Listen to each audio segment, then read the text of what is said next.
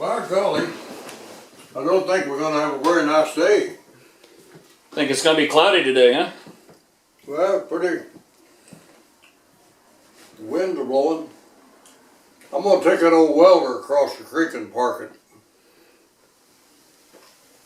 I don't think it's gonna work anymore, is it? No, it's Mike used it up pretty well. Oh, he used it for a while? Oh, he used it for a long time. Oh.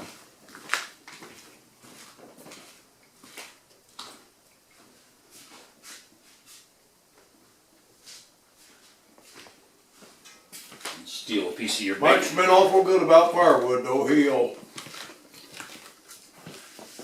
If he gets he's out in the mountains working, he'll throw on if he's got any time when he's out there, he'll cut up a load of blocks and haul them in and dump them off. But and Brian is responsible for that all that sod stuff. He asked them at Smithbauer, they got a place that they have to haul. They never did put a conveyor under because I guess it's off in some other part of the yard. They run stuff and they'll retrim it or something. And he asked the boss if he could get a load of firewood for his grandpa, and the boss said, well, your grandpa, how old is he? And Brian told him, he said, just back under there and take the whole damn thing. Said, take all you want.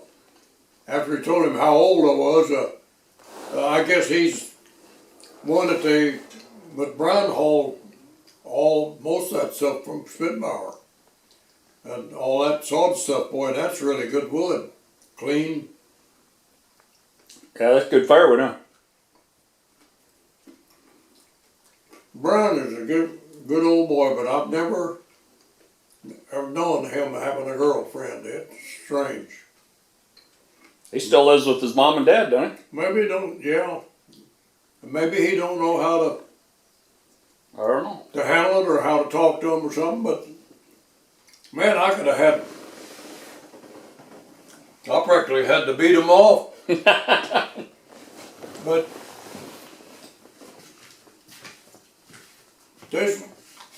there's two little girls, you probably knew them both, that worked up at the mill. They gave me more damn trouble with your mom. They would do it deliberately, I know it.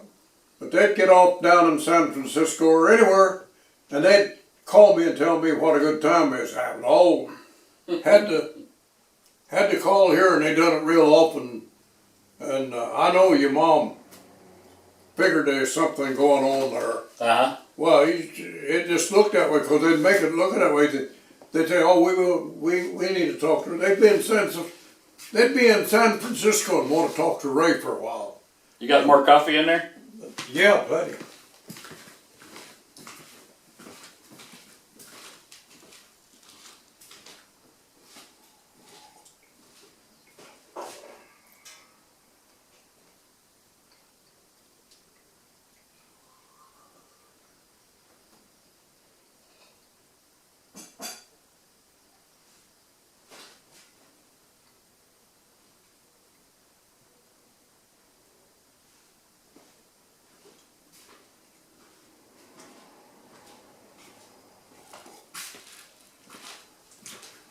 So that Smithbauer's doing pretty good, huh? Huh? That Smithbauer mill's doing pretty good up there, huh? Yeah. We're staying in business. I was down to where they sell that stuff, you know, where they have that. You've been down there with me, I think, or maybe not. Where they sell all that, close to Garberville. What is it? Or is it Garberville? That little town up on the hill when you're going south. Might be Garberville. Sell what? Yeah, well, that probably is Garberville, but anyhow, I went down there that's where people do, where they sell all that stuff. You know, they had that big lot of stuff.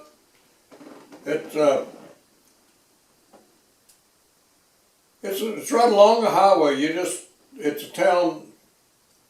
The highway goes right by it.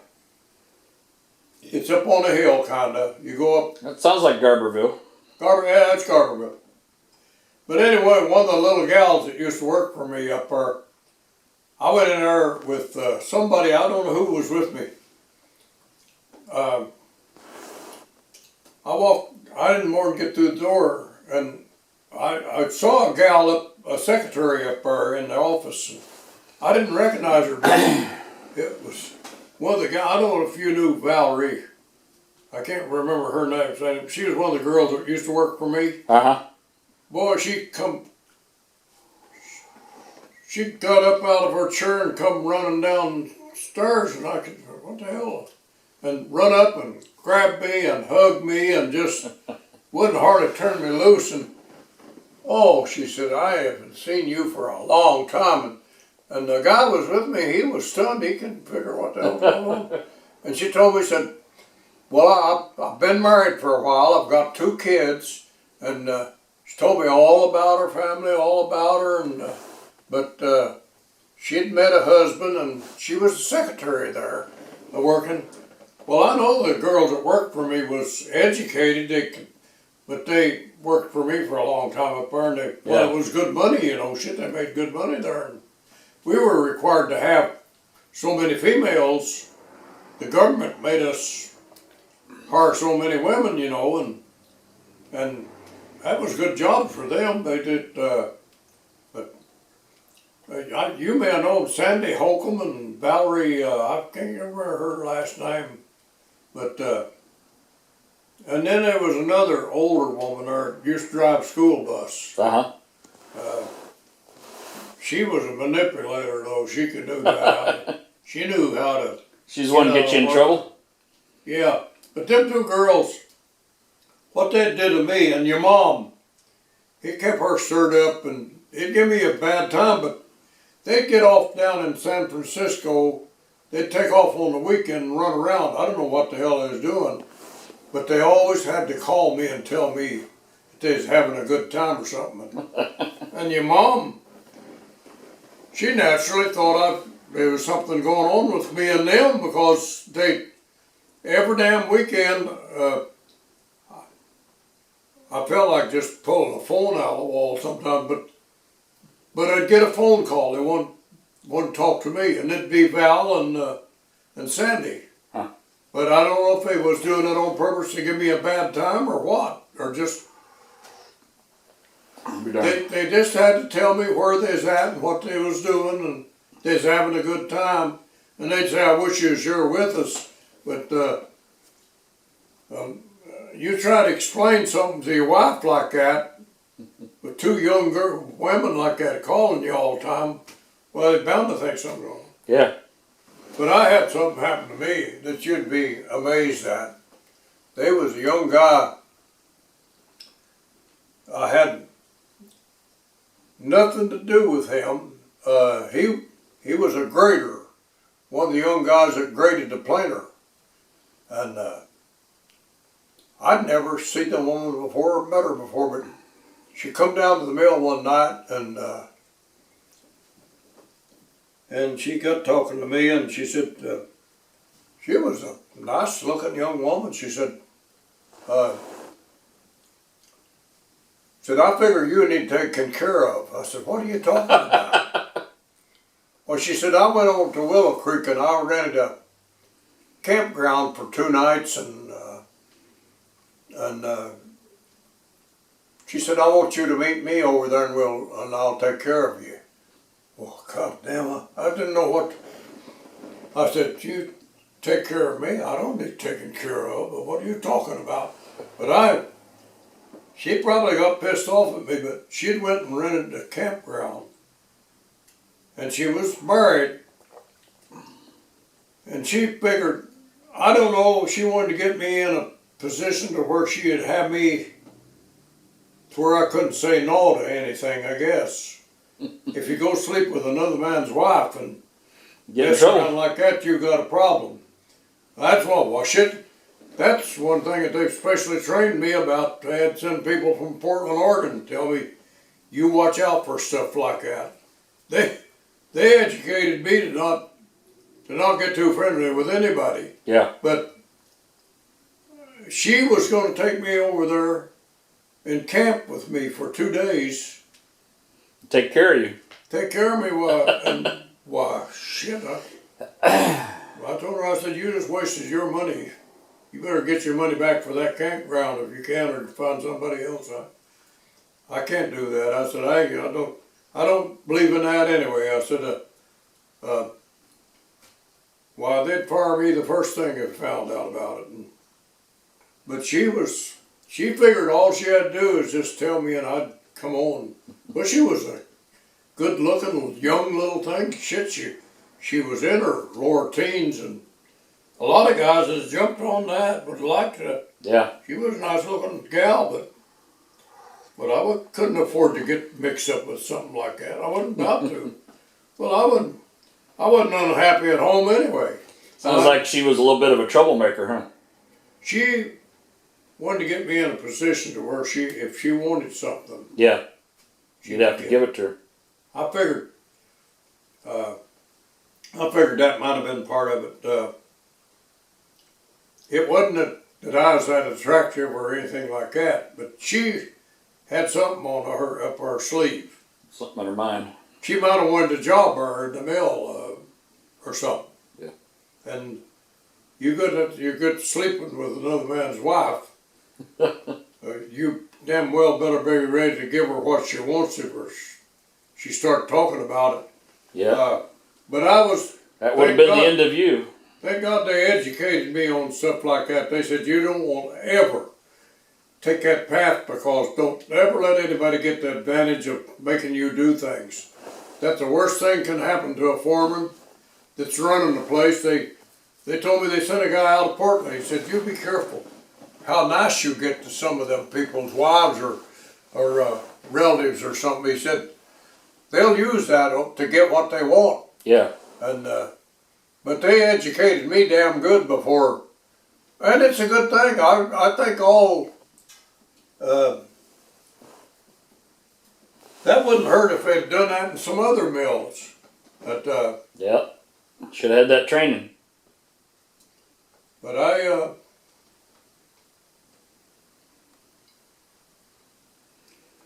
that would have been the end of you for sure. Well, I'll tell you, you go through some experiences through life. I'm sure you've seen some of them, and I've seen some of them. But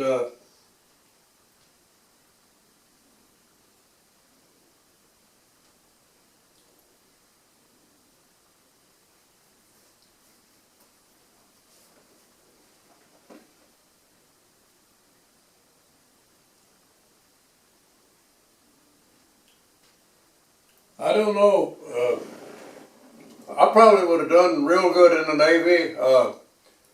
They seemed to see something in me that I didn't know I had, but they were pushing me up all the time. They wanted me to be they guaranteed me a higher petty officer rating if I'd stay. Yeah. And then they said, as soon as enough time passed, well, we want you to move up another one.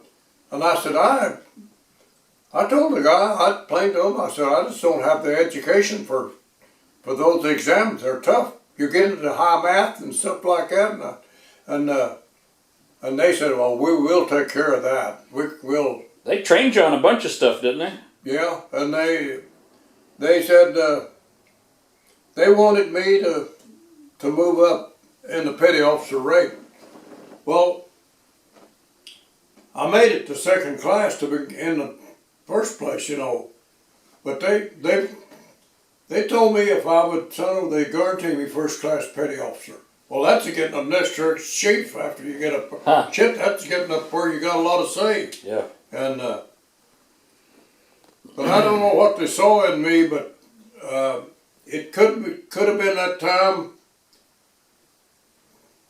that I figure my thinking saved the bigwigs a lot of problems. Is that right? Well, here's what was going on. We had a bearing going out on the port screw.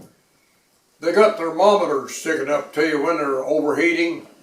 It's overheating by about 8 or 10 degrees, and I come on watching the guy. I said, ha ha. He said, your problem, Mr. Klein. He said, the port screw is going out of business, and said they're going to have to call another destroyer to. We was running with an aircraft carrier, 4 destroyers in the carrier, and they'd already talked to the carrier and told them that they was having bearing trouble. They're going to lose the port engine, the port screw, and he was getting ready to order another destroyer to come and take its place. Well, I told the guy, I said, get me a fire hose. Get me a fire hose, and I sat there the whole damn watch, and I turned that water, cold water running over. Oh, the bearing cap was that big with a thermometer. And I played that back and forth, and the temperature dropped down to about 80 degrees or something, where it always runs. And I called the port engine room, and I told them, I said, you go ahead and increase speed back up to 25 or 30 knots if you need to. The bearing is back to normal now. And so he called the bridge, and they called the aircraft carrier and tell them. And no doubt the people on the carrier wanted to know who in the hell figured that out. Because they were calling another destroyer in. That's a lot of money you're talking about. You make a big change like that. Calling him out of the Navy Yard or wherever he's at out there. Yeah. And they couldn't figure how everything got okay all of a sudden. And they'd already made preparations to have another destroyer come and take our place because we was out of business. And I'm sure that the people on the carrier wanted to know all about it. Because, boy, after that, I could do no wrong. You were in good shape then, huh? And I noticed the officers staring at me a lot. They wanted to know who figured that out, who figured how to keep them going their normal speed that they was required. And I told the guy on the throttle, I said, we can try, we can go back up there. I don't think it's going to make any difference. I think I've got that bearing under control. And they went back up to about 20 some knots, I think 28 knots or something like that. And bearing still stayed the same. And I put my whole watch a set and straddle of that son of a bitch 4 hours, and that destroyer was not required to alter any speeds or anything. And I know that my name got transferred over to that carrier because them officers on that carrier, they wanted to know exactly what happened. How come all of a sudden you can't keep up with us, and then everything's all right? And they probably explained, well, we had a guy here figured by running cold water through the fire hose on the bearing, he was able to keep it going. Yeah. Well, the bearing just, the high speed of the screw, the bearing just overheated, and they let it get out of hand, and they figured, well, we're going to have to go in the Navy Yard and get a new bearing. That's all they could think of. They had to have a new bearing. Well, I'm sure they did something for that bearing afterwards, but they didn't have to be in a hurry to do it. Didn't have to rush over there, yeah. And middle of a war, that's important. I know that skipper on that carrier, he probably wanted to know who figured that out. Yep. And I could do no wrong after that. It wouldn't matter. I could get anything. If I got into something and got restricted for some little something, the chief petty officer would come along and he'd say, how come you didn't go on liberty? I said, they took my liberty card. He said, you just wait here. And he'd go up there and you got a seaman guarding the cards, you know. He'd say, I want Klein's liberty card. And, well, you can't turn a chief petty officer or something. Yeah. He'd come down, he'd say, go on liberty. Go have fun. But I could do, after that, and I know that it was connected to that some way, because that skipper of that carrier, he wanted to know, I'm sure he wanted to know exactly who figured that out. And he probably had my name and everything else over there. You got you were good with the, if I remember right, with the diesel motors on the little boats too, weren't you? Huh? You were good with those little diesel motors on the boats too, weren't you? The little boats. Oh, that was a different time. Yeah, that guy. That would have been one of the same officers off the carrier. Yeah. But they dropped anchor in the Mediterranean Sea over there.